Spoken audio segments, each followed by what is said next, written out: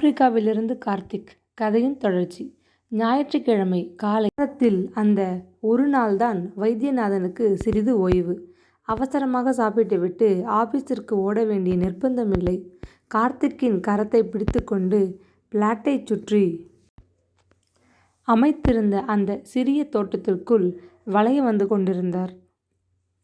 மாலை 6 மணிக்கு குடும்பத்தினரை மட்டும் அழைத்து சிறிய அளவில் ரம்யாவின் நிச்சயதார்த்தத்தை நடத்த ஏற்பாடாகிவிட்டிருந்தது. முன்போல் காயத்ரியால் ஓடி ஆடி வேலை செய்ய இயலவில்லை. அதனால் அந்த வைபவத்திற்கு வேண்டியவைகளை செய்து முடிக்க அவள் ஒரு சமையல் ஆளை நியமித்திருந்தாள். அந்த அம்மாள் பருப்பு தேங்காய்க்கு வெல்லப்பாகு காய்ச்சும் வாசனை பின் வராந்தாவிலிருந்து வீடு முழுவதும் பரவி கொண்டிருந்தது. குளித்துவிட்டு வேறு உடுத்தி கொண்டு தலையை வாரிக்கொள்ள அறைக்குள்ளே சென்ற சகுந்தலா வழியில் சமையலறையை எட்டி பார்த்தாள். அங்கே வேறொரு வாசனை. தோசைக்கல்லில் அடை காயும் நறுமணம் நாக்கிலே நீர் சுரக்க செய்தது.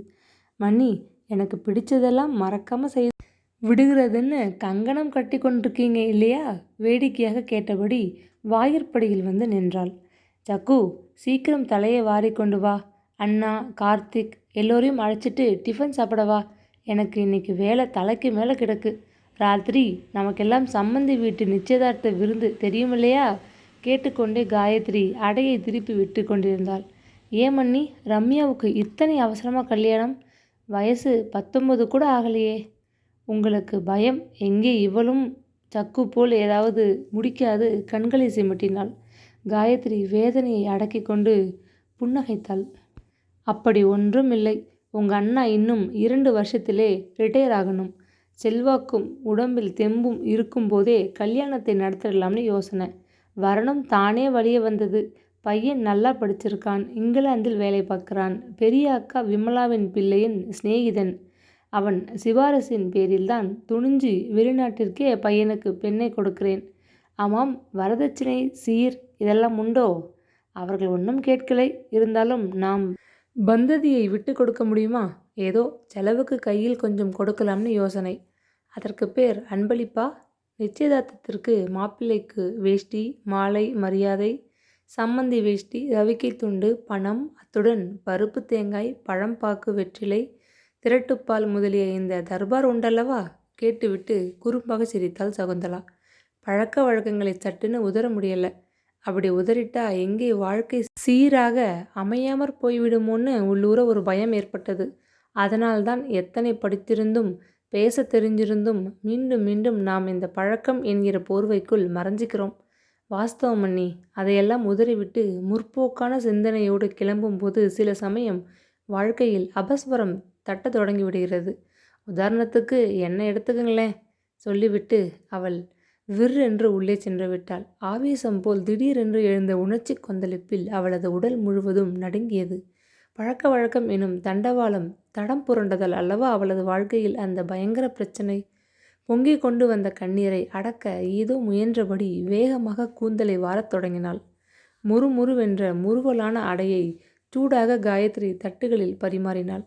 உனக்கு தொட்டுக்கொள்ள வெல்லம் பிடிக்குமில்லையா? கேட்டுக்கொண்டே இடித்து பொடியாக்கிய வெள்ளத்தூளை கரண்டியில் அள்ளி ஒரு பக்கம் தட்டுகளில் வைத்தாள். கார்த்திக் தன் சிறு விரல்களால் அடையை மடித்து ஒடித்து உள்ளே இருந்த வெங்காயத் துண்டங்களை நீக்கி தட்டின் ஒரு மூலையில் ஒதுக்கி கொண்டிருந்தான். அதையும் சேர்த்து சாப்பிடு, உடம்புக்கு நல்லது. மாமா செல்லமாக அதட்டினார். எனக்கு வெங்காயம் பிடிக்காது என்றான் சிறுவன். ரொம்ப அவசரக்காரன். அண்ணா சிரித்தார். எல்லோரும் கூட சேர்ந்து சிரித்து விட்டனர். சகுந்தலாவால் சிரிக்க முடியவில்லை. அவளது சிந்தனைகள் விரைவாக எங்கேயோ ஓடிவிட்டன. தலையை குனிந்து கொண்டு தட்டில் கிடந்த அடையை மெல்ல பிட்டு ஒரு சிறு துண்டை வாயில் போட்டு மெல்லும் பாவனை செய்தாள். இன்று இப்பொழுது இந்த நிமிஷம் நடப்பது போல் அந்த சம்பவம் அவள் நினைவில் பசுமையாக எழுந்து நின்றது. அப்பொழுது அவள் நகரத்தில் இருந்த அந்த பெரிய தனியார் மருத்துவமனையில் வேலைக்கு சேர்ந்திருந்தாள். அண்ணாவின் நண்பர் ஒருத்தரின் பலத்த சிபாரிசில்தான் ஹவுஸ் சர்ஜன் பயிற்சி முடித்த கையுடன் அவளுக்கு அங்கே வேலை கிடைத்தது. 500 ரூபாய் சம்பளம். காலை 7 மணியிலிருந்து மாலை 6 மணி வரை கடும் உழைப்பு. அவள் அலுத்து கொள்ளவில்லை. தொழில்நுட்பங்களை பயில வேண்டுமென்ற ஆர்வம் உற்சாகத்துடன் வேலை பார்த்து வந்தாள். அங்கு வேலைக்கு வந்த மறுநாளே கேள்விப்பட்டாள். அறுவை சிகிச்சை நிபுணர் என்று அந்த பகுதியில் புதிதாக வேலைக்கு அமர்த்தப்பட்டிருக்கும் டாக்டர் கோவிந்தராஜன் எம்எஸ் மிகவும் கர்வம் பிடித்தவன் என்று. தனக்கு கீழ் வேலை செய்கிற மற்ற மருத்துவர்கள் அவனுக்கு துச்சமாம். வசதியான குடும்பத்திலிருந்து வருகிற திமிராம். பிரசவ கேசுகள் பார்க்கும் பகுதியில் அவள் பணிபுரிந்து கொண்டிருந்ததால் அவனை பார்க்கவோ அவனிடம் பேசவோ அவளுக்கு வாய்ப்பு இருக்கவில்லை. ஒரு நாள் காலை கூட வேலை செய்த நர்ஸ் ஓடி வந்து காதுகளில் கிசுகிசுத்த போதுதான் அவள் மாடியிலிருந்து பிரசவ வார்டின் ஜன்னல் வழியே வெளியே எட்டி பார்த்தாள். புத்தம் புது கருநீல வண்ண அம்பாசிடரை ஒட்டிக்கொண்டு அப்பொழுதுதான் கோவிந்தராஜன் நர்சிங் ஹோமுக்குள் நுழைந்து கொண்டிருந்தான். காரின் கதவை சாத்திவிட்டு மிடுக்காக நடந்து உள்ளே வந்தவனை நன்றாக உற்று பார்த்தாள். சுருண்ட கிராப்பு முடி, அடர்ந்த கிருதாக்கள், சற்றே தாழ்ந்த மீசை, முன் தூக்கிய மேவாய், நல்ல உயரம், சிவந்த நிறம். பார்க்க அவன் நன்றாகவே இருந்தான். மறுபடியும் அதே நாள் லிப்டில் அவள் எதேச்சியாக அவனை சந்தித்தாள். அவளது கோட்டின் பையிலிருந்து எட்டி பார்த்த ஸ்டெத்தஸ்கோப்பை அசட்டையாக வெறித்துவிட்டு அவள் முகத்தை ஊடுருவி பார்த்தான் அவன். ஒரே கணம்தான். துரு துருவென்று துழாவிய அவனது பார்வை ஏனோ அவளை பதைபதைக்கச் செய்தது. லிப்டின் கதவு திறந்து கொண்டது. அவன் கையை அமர்த்தி அதை நிறுத்திவிட்டு அவளை உல்லாசமாக பார்த்தான். 2வது மாடி, இங்கேதானே நீங்கள் போகணும்? அவள் திகைத்து போனாள். பிரசவ வார்டுகளில் அவள் வேலை செய்வது அவனுக்கு எப்படி தெரியும்? ச்சே, இதென்ன கேள்வி! அறுவை சிகிச்சை பகுதியில் அவன் அமர்த்தப்பட்டிருக்கிறான் என்பதை அவள் தெரிந்து கொண்டிருப்பது போல் அவளை பற்றி அவனும் தெரிந்து கொண்டிருக்கலாமே. தேங்க்யூ என்று கூறிவிட்டு வெளியேறிவிட்டாள். 3வது முறையாக அன்று அவனை அவள் சந்தித்தாள். அன்று மாலை அவர்கள் அனைவருக்கும் ஒரு மீட்டிங் இருந்தது. தலைவர் அங்கிருந்த வைத்தியர்கள் அனைவரையும் மாதம் ஒரு முறை சந்தித்து சிகிச்சை முறையை பற்றி விரிவாக பேசுவது வழக்கம். இதுதான் முதன்முறையாக அவன் கலந்து கொள்ளும் கூட்டம். அந்த நர்ஸ் சொன்னது பொய்யல்ல. அவன் பேச்சில் கர்வம் தொனித்தது. மருத்துவமனையின் தலைவரிடம் கூட அவனுக்கு மதிப்பு இருப்பதாக புலப்படவில்லை. தன்னுடைய படிப்பு, பட்டங்கள், தகுதிகள் எல்லாம் தலையில் கனமாக வைத்து கொண்டிருப்பவன் போல் பேசினான். முதல் சந்திப்பிலே அவனை பற்றி ஏற்பட்ட அபிப்பிராயம் முடிவில் உண்மையாக இருந்துவிட்டதுதான் அவளது கசப்பான அனுபவம். சில தினங்களுக்கு பின்னர் ஒரு நாள் அறுவை சிகிச்சை பகுதியில் வேலை பார்த்த ஒரு வைத்தியர் லீவு எடுத்து கொண்டு விட்டிருந்தார். அன்று வயிற்று வலியால் துடித்த ஒரு சிறுவன் அவசர கேஸாக உள்ளே அனுமதிக்கப்பட்டிருந்தான். உடனடியாக அவனுக்கு ஆபரேஷன் செய்ய வேண்டியிருந்தது. கோவிந்தராஜன் தான் அறுவை சிகிச்சை செய்ய கைகளை கழுவிக்கொண்டு தயாராகி கொண்டிருந்தான். அவனுக்கு உதவி வைத்தியராக இருக்க அவளை தலைவர் அந்த பகுதிக்கு அனுப்பிவிட்டிருந்தனர். வயதில் சிறியவன் என்றாலும் அவனுக்கு கையில் திறமை இருந்தது. ஆனால் வார்த்தைகளிலும் நடத்தைகளிலும் அடக்கம் சிறிதும் இருக்கவில்லை. உதவி செய்ய வந்த வைத்தியர், நர்ஸுகள் எல்லோர் மீதும் எரிந்து விழுந்தான். அன்று ஆபரேஷன் தியேட்டரே அவனது அட்டகாசத்தில் அலறியது. கத்தியா இது? வெண்ணையை கூட வெட்டாது. நான்சென்ஸ் என்று கத்தியை தூக்கி தியேட்டர் நர்ஸ் முன் விட்டெறிந்தான். அங்கே என்ன வேடிக்கை? வேலையை கவனியும். உதவி வைத்த ஒருவரை அதட்டினான். டாக்டர், வீட்டு நினைப்பை மூட்டை கட்டி வைத்துவிட்டு டிராக்டரை இழுத்து சரியாக பிடிங்க. உடம்புல தெம்பே இல்லையா? அப்பப்பா, அவன் படுத்திய பாடு! வைத்திய மாணவியாக இருக்கும் போதும் ஹவுஸ் சர்ஜன் பயிற்சியின் போதும் ஞானதீபம் என்ற பிரபல சிகிச்சை நிபுணர் செய்த பல பெரிய ஆபரேஷன்களை அவள் அருகில் நின்று கவனித்திருக்கிறாள். ஆர்ப்பாட்டம், அதட்டல் ஏதுமின்றி இனிமையாக எளிமையாக கூட உதவி செய்பவர்களுடன் நட்புரிமை பாராட்டி பழகுவார் அவர். தவறுகள் ஏற்பட்டால் கூட அவர் நிதானத்தை இழந்து கூச்சல் போட மாட்டார். அவரையும் கோவிந்தராஜனையும் ஒப்பிட்டு பார்த்தபோது அவளுக்கு கோபம் தாங்க முடியவில்லை. கர்வம் பிடித்தவன் கிடக்கிறான் மடையன். மனதிற்குள்ளே அசட்டையாக எண்ணியபடி சிகிச்சை முடிந்ததும் கைகளை கழுவிக்கொண்டு வெளியே வந்து விட்டாள். அன்று பகல் உணவு நேரம். எல்லோரும் சாப்பிட்டு முடித்து விட்டிருந்தனர். அவர்களுக்காக கொடுக்கப்பட்டிருந்த அந்த சாப்பாட்டு அறையில் அவள் மட்டுமே தனியே உட்கார்ந்திருந்தாள். மன்னி காயத்ரி காலையில் கட்டி கொடுத்த டிஃபன் டப்பா பத்திரமாக அலமாரியில் இருந்தது. அதை எடுத்து மேஜை மீது வைத்துவிட்டு கூஜாவில் இருந்த தண்ணீரை டம்ளரில் நிறைத்து கொண்டு சாப்பிட உட்கார்ந்தாள். டக் டக் என்று ஓசையை தொடர்ந்து ஓவர்கோட்டின் சரசரப்பு, குப்பென்று மருந்தின் மனம் உள்ளே வீச கதவை தள்ளி திறந்து கொண்டு கோவிந்தராஜன் வந்தான். ஹாய் டாக்டர் சகுந்தலா, உங்களை தேடிக்கொண்டுதான் வந்தேன். நல்ல வேளை இருக்கீங்க. எதிரில் வந்து உட்கார்ந்து கொண்டான். ஆபரேஷன் தியேட்டரில் செய்த அந்த ஆர்ப்பாட்டம், அதிகாரம் எல்லாம் மறைந்து விட்டிருந்தன. மனிதனின் குரலில் இப்போது குழைவு, கண்களில் ஒரு பரிவு.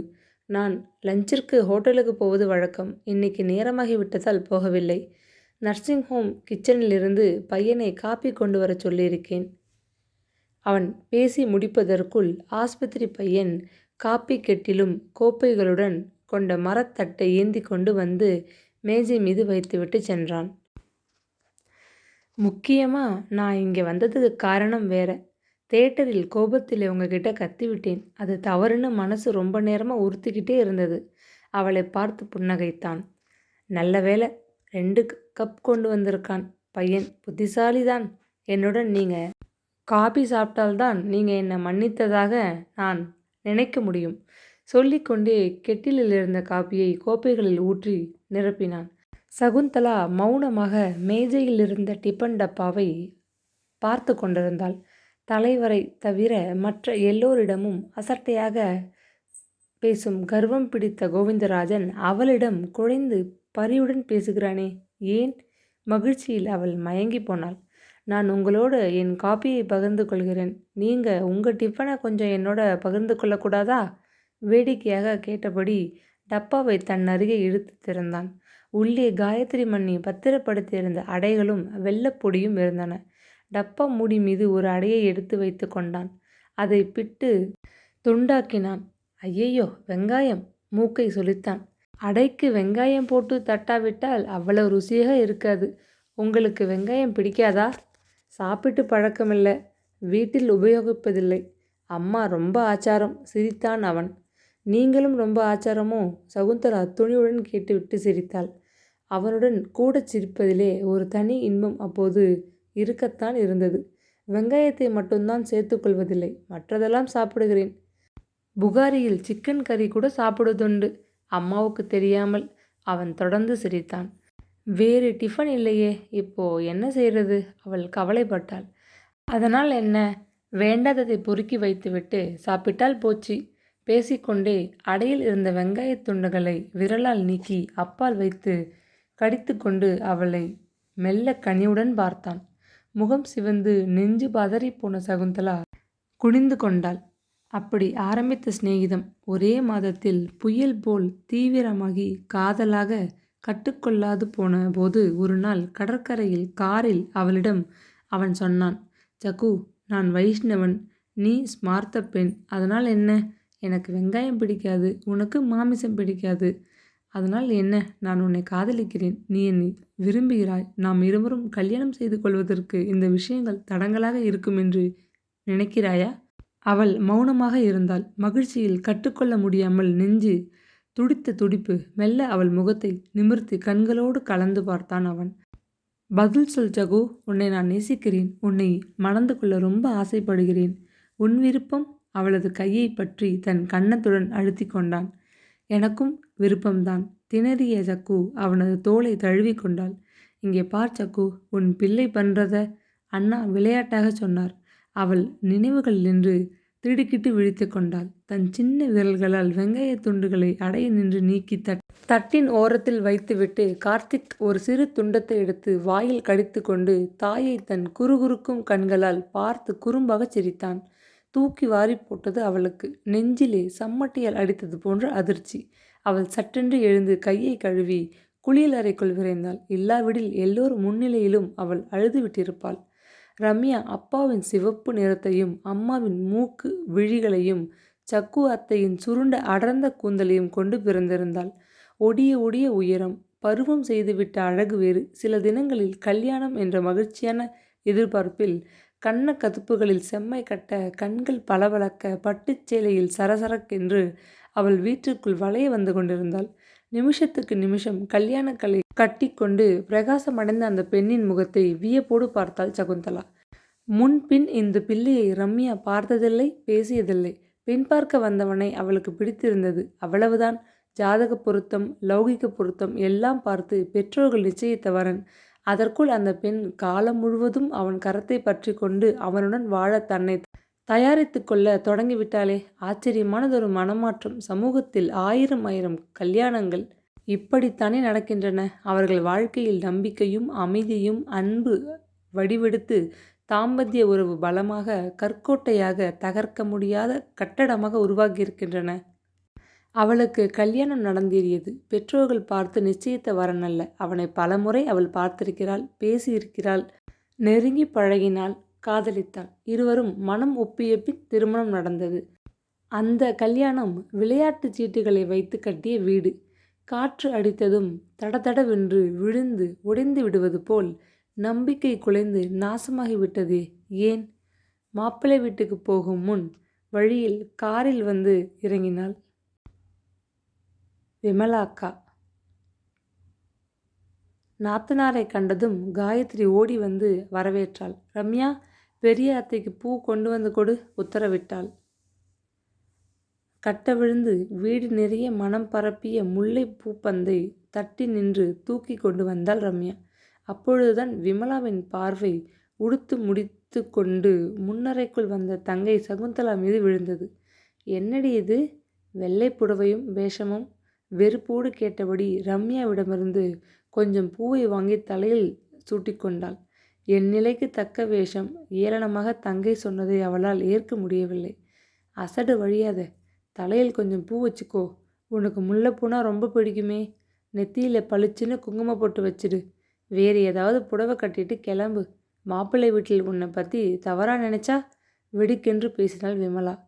பூவும் பொட்டும் கொடுத்த மணவாழ்க்கையை நானே தேடிக்கொண்டபோது நீங்கள் எதிர்த்து எத்தனை அட்டகாசம் பண்ணினீங்க. குடும்பத்துக்கே அவமானத்தை தேடிக்கொண்டு வந்த என் முகத்தில் கூட விழிக்க ஆசைப்படலை. இப்போ நான் விதவை கோலம் தேடிக்கொண்டு விட்டேன். அதையும் உங்களால் ஏற்க முடியவில்லை. ஏனக்கா உங்களுக்கு இத்தனை குரோதம்? சுமங்கலியாக என்னை பார்த்தபோது பிடிக்கல, அமங்கலியாக இப்போ பார்க்குற போதும் பிடிக்கல. ஆனால் இனி நான் உங்கள் பேச்சுக்கு ஆட போகிறதில்ல. என் வாழ்க்கை எப்படி இருக்கணும்னு தீர்மானிச்சிட்டேன். எனக்கு எந்த விதமான புத்திமதியும் தேவையில்லை, சுட சுட சொன்னாள். விமலா மூவாயை தோள்பட்டை மீது இடித்து அழகு காட்டிவிட்டு மௌனமாக எழுந்து சென்று விட்டாள். புறப்படும் முன் சகுந்தலா கேட்டுவிட்டாள். மன்னி, மாப்பிள்ளை வீட்டார்களிடம் என்னை பற்றி என்ன சொன்னீங்க? உங்களுக்கு நான் கூட வருவது நெருடலாக இருந்தால் நான் வீட்டிலேயே ரம்யாவுக்கு துணையாக இருக்கிறேன். ஆட்சேபனை இல்லை என்னால். உங்களுக்கு எந்தவிதமான மனக்கஷ்டமும் வேண்டாம். ரோஷமும் துக்கமும் கலந்த குரலில் சொன்னாள். அவள் நெஞ்சு கொதித்தது. சொந்தங்கள் பந்தங்கள் என்று எண்ணிக்கொண்டு ஆசையுடன் பிறந்த வீட்டுக்கு வந்தேனே, அது சரியா? ஏக்கத்துடன் அழமாட்டா குறையுடன் அவள் பார்த்தாள். காயத்ரி ஓடி வந்து அவளை அணைத்து கொண்டு முதுகை தட்டி ஆறுதல் சொன்னாள். விமலா அக்காவை பற்றி தான் தெரியுமே, அதை மனதில் எடுத்துக்காதே. பிள்ளை வீட்டார்களிடம் உன் அண்ணா ஏற்கனவே சொல்லிவிட்டார். தன் தங்கையின் வாழ்க்கை சின்ன வயதிலேயே வீணாகிவிட்டதுன்னு பொதுப்படையாக சொல்லிவிட்டார். அவர்கள் மேலே ஒன்றும் கேட்கல. நீ வருத்தப்படாத. ரம்யாவுக்கு துணையாக என் மாமா பெண் இருக்கப் போகிறாள். நீ கட்டாயம் நிச்சயதார்த்தத்திற்கு அங்கே வந்தாகணும். பிடிவாதம் பிடிக்காதே சக்கு. என் பேச்சை கேள். கெஞ்சி சமாதானப்படுத்தினாள். தியாகராய நகரில்தான் பிள்ளையின் வீடு. பெரிய பங்களா, ஏக குடும்பம். கல்யாண மாப்பிள்ளை வீட்டின் கடைசி குட்டி. நிச்சயதார்த்த வைபவமே கல்யாணம் போல திமிரோகப்பட்டது.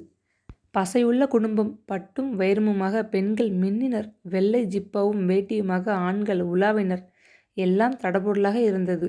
பரிசாரர்கள் தயாரித்த சமையல், வடை, பாயாசம், பால் போலியுடன் கூட்டுக்கறி, அவியல் எல்லாம் குவியலாக இலையில் பரிமாறப்பட்டு சாப்பாடு மிதிலை ஆடியது. அண்ணா பெரிய இடத்தில் போய் தலையை கொடுத்துக்கிறாரே என்று உள்ளூர கவலைப்பட்டாள் தங்கை. அன்று இரவு வீடு திரும்பிய பின்னர் அண்ணாவுடன் அவள் வெகுநேரம் பேசிக்கொண்டிருந்தாள். சகு, கடந்து போன கசப்பான நினைவுகளை நீ மறந்துவிட முயற்சிக்கணுமா? ஒரு சமயம் நீ அந்த நாட்டில் மிகவும் சௌகரியமாக வாழலாம். ஆனாலும் பிறந்த நாட்டிலே உற்றார் உறவினர்களோடு ஒட்டி வாழ்றதிலே ஒரு தனிப்பட்ட சுகம் இருக்குமா? உறவினர்களிடம் பகை ஏற்படலாம். தண்ணீரை அடித்தால் தண்ணீர் விலகாது. அதுபோல் இன்னைக்கு மனம் வருந்துறாப்புல பேசிக்கொள்வோம், நாளைக்கு கூடிக்கொள்வோம். உலக இயல்பு. இதையெல்லாம் நீ பாராட்டக்கூடாது. உறக்கமில்லாது அவள் படுக்கையிலே புரண்டாள். ஆப்பிரிக்க நாட்டிலே அவள் அப்படி ஒன்றும் பணத்தை கொள்ளையாக சம்பாதித்து விடவில்லை. வெளிநாட்டில் பிழைப்பு தேடி கொண்டு செல்லும் அநேகர் அனுபவித்த சில உண்மைகளை அவளும் புரிந்து கொண்டிருந்தாள். அந்த துன்பமான நாட்களின் போது யார் முகத்திலும் விழிக்க மனமின்றி அவள் உலகத்தின் ஓரத்திற்கே ஓடிவிட வேண்டுமென்று தவித்தபோது சிநேகிதி நிம்மியின் ஞாபகம்தான் வந்தது.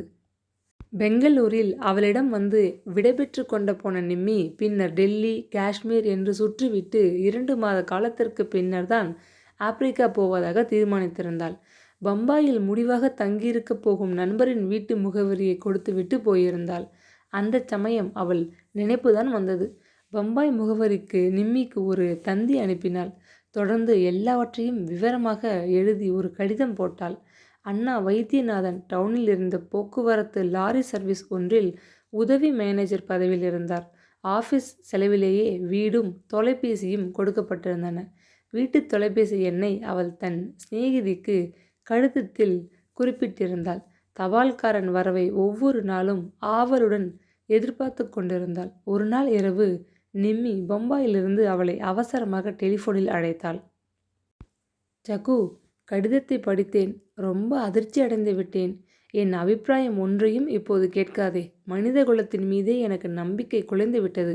டெல்லி, கல்கத்தா, காசி என்று பல இடங்களில் சுற்றி வாங்கிய சாமான்களை கப்பலில் ஏற்ற ஏற்பாடு செய்துவிட்டு இந்த நண்பர் வீட்டிற்கு காலையில்தான் வந்தேன். நீ கவலைப்படாதே. உடனடியாக பாஸ்போர்ட் எடுக்க ஏற்பாடு செய். இன்றிரவு ஈஸ்ட் ஆப்பிரிக்கன் ஏர்லைன்ஸ் மூலம்தான் நைரோபி வழியாக ஊருக்கு போகிறேன். உடனடியாக உன்னை அங்கே என் விருந்தாளியாக 6 மாதம் இருக்கும்படி வரவழைக்க ஏற்பாடுகள் செய்து விசாவும் டிக்கெட் செலவுக்கு ஒரு டிராஃப்டும் அனுப்பியிருக்கிறேன். நீ புறப்பட தயாராகு. மற்றவை பின்னால் பார்ப்போம். ஒரே மூச்சாக பேசினாள். நிம்மி எப்பொழுதும் ஒரே ஒரு முடிவுதான் எடுப்பாள். அதையும் நொடியிலே எடுத்து விடுவாள். பின்னர் அந்த முடிவை அவளை படைத்த ஆண்டவனாலும் அசைக்க முடியாது. அத்தனை உடும்புப்பிடி. வைத்திய கல்லூரியில்தான் நிம்மி அவளுக்கு அறிமுகமானவள். வெளிநாட்டு மாணவிகளுடன் சட்டென்று பழகும் பழக்கம் உள்ளூர் மாணவர்களுக்கு கிடையாது. அதற்கு பல காரணங்கள் சொல்லப்படுகின்றன. நிம்மி அப்பொழுது கூந்தலை நீளமாகத்தான் வளர்த்து விட்டிருந்தாள். வாரி உயர தூக்கி முடிந்து கொண்டிருந்தாள். புடவை அணிந்து கொண்டுதான் வகுப்புக்கு வந்தாள். ஹாஸ்டலில் தங்கி படித்தாள். பார்த்த அளவிலேயே அவளை சகுந்தலாவுக்கு மிகவும் பிடித்துவிட்டது.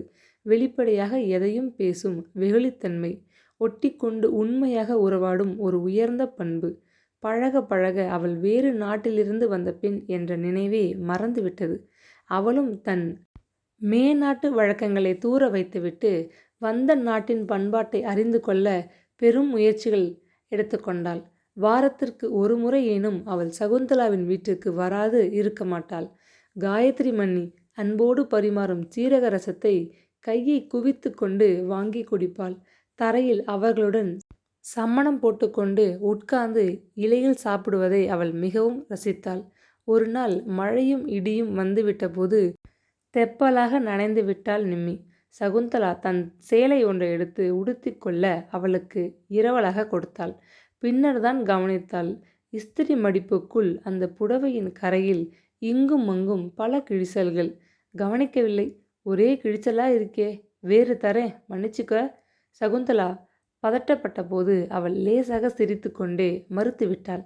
பரவாயில்லை, ஹாஸ்டலுக்கு திரும்பும்போது இரவாகிவிடும். டாக்ஸியில் தானே போய் இறங்கப் போகிறேன், கவலைப்படாதே. அந்த கிழிந்த புடவையை கட்டிக்கொண்டு அவள் திரும்பிச் சென்றாள்.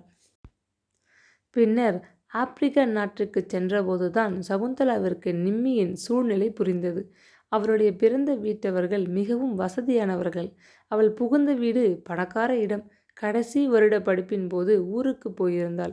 அவள் கணவன் அங்கேயே மிகவும் பிரபலமானதொரு வழக்கறிஞர். டர்பன் நகரிலே கிரே தெருவிலே அவருக்கு பெரியதொரு அலுவலகம் இருந்தது. 3 கூட்டாளிகளுடன் மூச்சு விடக்கூட நேரமின்றி தொழிலில் மும்முரமாக ஈடுபட்டிருந்தார். அவர்கள் தாராளமாக செலவு செய்து வாழ்ந்தனர். இப்படிப்பட்டவர்களுக்கு கிழிசல் புடவையை கொடுத்தோமே என்று பல தடவைகள் அவள் எண்ணி மனம் வருந்தியதுண்டு. நிம்மி ஆப்பிரிக்காவிலிருந்து போன பின்பு அவளது கணவனுக்கு பிடித்த மேலை நாட்டு பழக்க வழக்கங்களை ஒட்டி வாழத் தொடங்கினாள். கூந்தலை கத்தரித்து பாப் செய்து கொண்டு விட்டிருந்தாள். நாளின் பெரும் பகுதியை பேண்ட்டும் சட்டையும் அணிந்தே கழித்தாள். கோவிலுக்கு போவது, பூஜைகளில் பாடுவது முதலியவற்றிலிருந்து விலக்கி கொண்டாள்.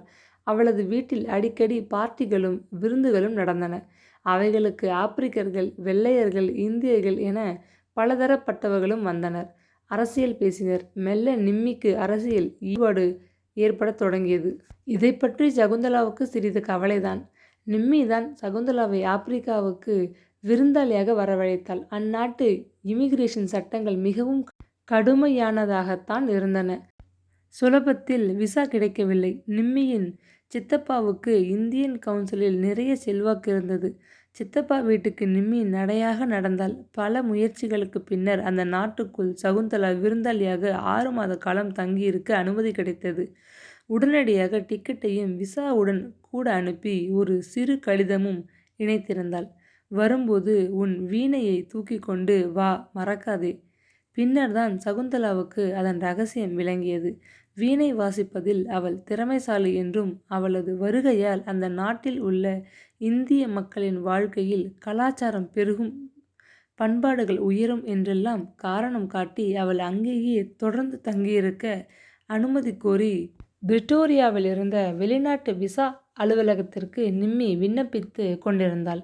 மறுபடியும் கால் தேய சித்தப்பா வீட்டிற்கு நடந்தாள். சித்தப்பா அவளுக்காக பல முறை விக்டோரியாவுக்கு பறந்து விட்டு வந்தார். எந்த ஒரு காரியத்தை எடுத்துக்கொண்டாலும் சற்றென்று நிம்மி முயற்சியை கைவிடுவதில்லை. வைத்திய கல்லூரியில் சகுந்தலாவுக்கு முன் 2 ஆண்டுகள் முன்னதாக படிக்கத் தொடங்கியவள் பல முறை தேர்வுகளில் தோற்றுவிட்டாள். சகுந்தலா படித்து பட்டம் பெற்று ஹவுஸ் சர்ஜனாக மருத்துவமனையில் வேலைக்கு அமர்ந்த போதுதான் நிம்மி தனது கடைசி ஆண்டு தேர்வில் வெற்றி பெற்று வெளியே வந்தாள். ஊருக்கு கிளம்ப ஆயத்தமானாள். 4 முறை பரீட்சைகளில் தோற்றும் அவள் சளைக்கவில்லை. அதே உறுதியைத்தான் அவள் தன் தோழியை ஆப்பிரிக்க நாட்டுக்குள் தங்க வைத்து கொள்ளும் முயற்சியிலும் காட்டினாள். விருந்தாளியாக வந்தவள் கர்ப்பிணி. தொடர்ந்து தங்க அனுமதிக்க ஆரம்பத்தில் அதிகாரிகள் மறுத்துவிட்டனர். வடிவேலனும் நிம்மியும் விடவில்லை. தொடர்ந்து முயன்றனர். சகுந்தலாவை நேரிடையே அழைத்து கொண்டு அரசியல் தலைநகரான பிரிட்டோரியாவுக்கு விஜயம் செய்தனர். வெளிநாட்டு விஷய அலுவலகத்தை முற்றுகையிட்டனர். பல விண்ணப்பங்கள், பலருடைய சிபாரிசுகள். முடிவில் தன் தோழி அந்த நாட்டில் வேண்டிய காலம் தங்கியிருக்க அனுமதி கிடைத்தபோது அந்த தம்பதிகளுக்கு பெருமை பிடிபடவில்லை. ஒரு பெரிய பார்ட்டியை வைத்து ஊரை கூட்டி அமர்க்களம் செய்துவிட்டனர். அடுத்த முயற்சி வேலை தேடும் படலம். அதுவும் அத்தனை சுலபமாக இருந்துவிடவில்லை. அந்த நாட்டு வைத்திய குழாம் அவளது பட்டத்தை பதிவு செய்ய மறுப்பு தெரிவித்தது. இந்திய பிரஜை என்ற சிக்கல் காரணம். அதை தவிர்க்க சகுந்தலா தற்காலிகமான பதிவு முறையில் அரசியலார் ஆஸ்பத்திரியில் வேலை செய்ய வேண்டி வந்தது. 2 ஆண்டுகளுக்கு பின்னர் வைத்திய குழாம் நடத்திய ஒரு தேர்வுக்கு தயாராக வேண்டியிருந்தது. பரீட்சைகளை பற்றி அவள் என்றுமே கவலைப்பட்டதில்லை. அந்த தேர்விலும் அவள் வெற்றி பெற்றதும் அல்லாமல் வைத்திய குழாமின் முழு சலுகைகளும் அவளுக்கு கிடைத்தன. நிம்மியின் ஆலோசனைப்படியே அரசியலார் ஆஸ்பத்திரியில் அவள் தொடர்ந்து வேலை பார்க்க வந்தாள். சில ஆண்டுகளில் MD பட்டத்திலும் தேர்ந்து இருதய நோய் சம்பந்தமான பகுதியில் முக்கியமானதொரு வேலையை ஏற்றுக்கொண்டாள். விரைவில் அவள் புகழ் பரவியது. பலரின் மதிப்பு, உயர்ந்த உத்தியோகம், கை நிறைய சம்பளம் என்று வாழ்க்கையிலே ஒரு பெரிய திருப்பம். நிம்மியைப் போல ஆடம்பரமாக செலவிடாது சிக்கனமாக வாழ்ந்தாள். காசை சிரமப்பட்டு சேர்த்து கொண்டிருந்தாள். துன்ப நினைவுகளை மறக்க எண்ணி எவ்வளவோ தூரம் அவள் விலகி ஓடிவிட்டிருந்தாள். ஆனாலும் ஒரேடியாக அவைகளை மறந்துவிட்டாள் என்று சொல்வதற்கில்லை. ஆரம்பத்தில் நிம்மியின் தாயார் கூறியது போல அங்கே வேலையாட்கள் என்ற வசதி இருக்கவில்லை. நாள் முழுவதும் ஆஸ்பத்திரியில் கடின உழைப்பு. வீட்டிற்கு வந்ததும் வீட்டை கவனிக்கும் பொறுப்பு, குழந்தையை வளர்க்கும் கடமை. இப்படி அவளது நாட்கள் உழைப்பிலும் கடமையிலும் கழிந்து கொண்டு விரைந்தன. எனினும் சில சமயங்களில் அடிமன நிலையில் ஆழ்ந்து மறைந்து விட்டிருந்த நினைவுகள் நீரு பூத்த நெருப்பாக இருந்து அப்போதைக்கப்போது கனிந்து கொண்டு துயரத்தை கொடுத்தது. இரவின் நீண்ட பொழுதில் தனிமையில் உறங்குகின்ற குழந்தையின் பக்கத்திலே படுத்திருக்கும்போது உடல் அயர்ச்சியில் உறக்கமே வராத போது அவளுக்கு அவன் நினைவு வந்ததான் செய்தது. நெஞ்சே வெடித்துவிடும் போல் துயரத்திலே அவள் தன்னந்தனியே தனக்கு இழைக்கப்பட்ட துரோகத்தை எண்ணி எத்தனையோ முறைகள் கண்ணீர் விட்டு அழுதிருக்கிறாள், அரற்றியிருக்கிறாள். இப்பொழுது பிறந்த வீட்டிற்கு வந்ததும் அந்த நினைவு நெருப்பாக நெஞ்சை சுட்டது. ஏன்? படுக்கையிலே அவள் சிந்தித்தபடியே புரண்டாள். ஊரை விட்டு சென்ற இந்த சில ஆண்டுகளில் அண்ணா அவளுக்கு எத்தனையோ கடிதங்கள் எழுதியிருந்தார். சகு, நீ திரும்ப வந்துவிடு. எங்களையெல்லாம் விட்டுவிட்டு தன்னந்தனியே நீ அங்கே சம்பாதித்தது போதும். ஒவ்வொரு கடிதத்திலும் புலம்பியிருந்தார். காயத்ரி மன்னியும் பன்முறை கடிதங்களில் வேண்டி கேட்டுக்கொண்டிருந்தாள். சகு, சதா எனக்கு உன் நினைவுதான். கோடைக்காலம் இங்கே துவங்கிவிட்டது. அத்துடன் மாம்பழமும் முல்லைப்பூவும் தெருவை ஆக்கிரமிக்க தொடங்கிவிட்டது. அவைகளை பார்க்கும்போதெல்லாம் எனக்கு நெஞ்சை துக்கம் அடைக்கிறது. நாம் எல்லோரும் மீண்டும் ஒன்றாக சேர்ந்து வாழும் நாள் வருமோ என்று நினைத்து ஏங்குகிறேன். என் மனதிற்குள்ளே பல முறை உன்னை நினைத்து அழுகிறேன் சகு. குழந்தை கார்த்திக்கை நாங்கள் பார்க்க வேண்டாமா? யோசித்துப்பார்.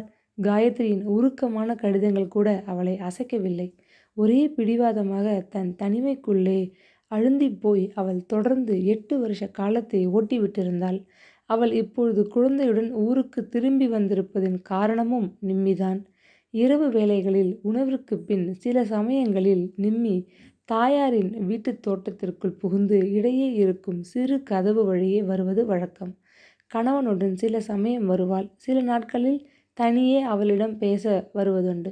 ஒரு நாள் இரவு கடுங்குளிர் வெளியே வீசிக்கொண்டிருந்தது. பழக்கப்பட்டு விட்டிருந்த போதிலும் சகுந்தலாவின் உடல் வெலவெலவென்று நடுங்கியது. விரைவாக குழந்தையை சாப்பிடச் செய்து குளிருக்கு இதமான பிளானல் இரவு உடுப்புகளை அணிவித்து படுக்க வைத்தாள். கனமான கம்பளிகளை போர்த்துவிட்டு அருகில் உட்கார்ந்திருந்தாள். கார்த்திக் விரைவில் உறங்கிவிட்டான். எழுந்து சென்று மற்ற காரியங்கள் கவனிக்க உள்ளே சென்றபோது அந்த பெரிய ஜன்னல் வழியே கவனித்தாள். தோட்டத்தை தாண்டி கொண்டு நிம்மி தனியே வேகமாக வருவதை பார்த்தாள். ஓடிச் சென்று கதவை திறந்தாள். குளிரில் நடுங்கிக் கொண்டு நிம்மி முன்னறையில் இருந்த மின்விசி கணப்பருகே உட்கார்ந்து கொண்டாள். கைகளை நீட்டி நெருப்பில் ஆட்டி சிறிது நேரம் காய்ச்சி கொண்டிருந்தாள். இருவரும் சாப்பிட சூடாக தேநீர் தயாரித்து கொண்டு வந்தாள் சகுந்தலா. சகு, நீ முயற்சி செய்து ஒரு முறை குழந்தையுடன் உன் நாட்டிற்கு போய் வர வேண்டும். நானும் வடிவேலுவும் உன்னை பற்றி பேசி ஒரு தீர்மானத்துக்கு வந்திருக்கிறோம். வடிவேலுக்கு இங்கே நீடித்து தங்கி வாழ விருப்பமில்லை. அவருடைய குடும்பத்தினர் அனைவரும் கனடாவுக்கு சென்று குடியேறிவிட்டார்கள். இந்த வருஷத்திற்குள் அங்கே குடியேறிவிட வேண்டும் என்ற ஒரு பரபரப்பு. ஆனால் என் கவலையெல்லாம் உன்னை பற்றித்தான். தேநீரை பருகி கொண்டே அவள் பேசினாள். திடுக்கிட்டு போனாள் சகுந்தலா. நிம்மி இல்லாத அந்த நாட்டில் தொடர்ந்து வாழ்வதை பற்றி அவளால் நினைக்க கூட முடியவில்லை. ஒரு பயங்கர உணர்வில் உடல் சில்லிட்டு உணர்வுகள் உறைந்து பேச முடியாது விழித்தாள். நீ உன் நாட்டுக்கு திரும்பப் போவதுதான் உசிதம் என்று எனக்கு புலப்படுகிறது. நானும் என் கணவரும் குழந்தையும் கனடாவுக்கு சென்று குடியேறிவிட்டால் நீ இங்கே தனியாகி விடுவாய். உன்னை தனியே விட்டுச் செல்ல எனக்கு மனமே இல்லை. அதனால் நீ ஒரு பயணம் லீவில் உன் நாட்டிற்கு ஓய்வாக தங்கி வர போய் வா. அங்கு உள்ள நிலைமையை நேரடியாக பார்த்துவிட்டு பிறகு மற்ற ஏற்பாடுகள் பண்ணலாம். இப்போது பிடித்து ஆரம்பித்தால்தான் நமது குறிக்கோள் வெற்றி பெறும். வடிவேல் இன்னும் சில மாதங்களில் ஒரு பயணம் கனடாவுக்கு போய் வர திட்டமிட்டிருக்கிறார். அம்மாவுக்கும் இந்தியாவில் போய் குடியேற பிரியமாக இருக்கிறது. அதனால் எங்களுக்கே பெரிய குழப்பம். தொடர்ந்து சிநேகிதி மௌனமாக இருப்பதைக் கண்டு நிம்மி ஆதரவுடன் அவள் தோளை தட்டினாள். இப்படி ஒரு திட்டம் என்றதும் நாளைக்கே நாங்கள் மூட்டையை கட்டிக்கொண்டு கிளம்பி விடுவோம்னு நினைக்காதே. ஒரு நாட்டிலிருந்து இன்னொரு நாட்டுக்கு சென்று குடியேறுவது லேசான காரியமில்லை. ஒரு பெரிய அஸ்வமேத யாகம். சிரித்தாள் நிம்மி. நான் வற்புறுத்தலை. ஒன்று மட்டும் உண்மை. நாங்கள் இங்கிருந்து எங்கே கிளம்பினாலும் உன்னை தனியாக இங்கே விட்டு போகப் போவதில்லை. கூடவே தான் கூட்டிக் கொண்டு போவோம். அதனால் அதை பற்றி நீ கவலைப்பட வேண்டாம். நான் சொன்னதை யோசித்துப்பார். இப்படி ஒரு எண்ணத்தை விதைத்துவிட்டு அவள் எழுந்து சென்றாள். அன்று இரவு முழுவதும் அந்த கடும் குளிரில் கம்பளிக்கடியில் தனிமையில் சகுந்தலா சிந்தித்தாள். அதன் விளைவுதான் இந்த பயணம். குழந்தை கார்த்திக்குடன் அவள் முதலாக வந்திருந்தாள். வந்ததிலிருந்து அவன் நினைவு நெஞ்சுக்குள்ளே திகுதிகுவென்று மூண்டு எரிவதை உணரத் தொடங்கினாள். மறுபடியும் ஊருக்கு வந்தது சரியா? நிம்மி நினைப்பது போல் வேதனைகள் எல்லாவற்றையும் மறந்து மீண்டும் வாழ அவளால் இயலுமா? அமைதியின்றி அவள் படுக்கையில் புரண்டாள். கதை தொடரும்.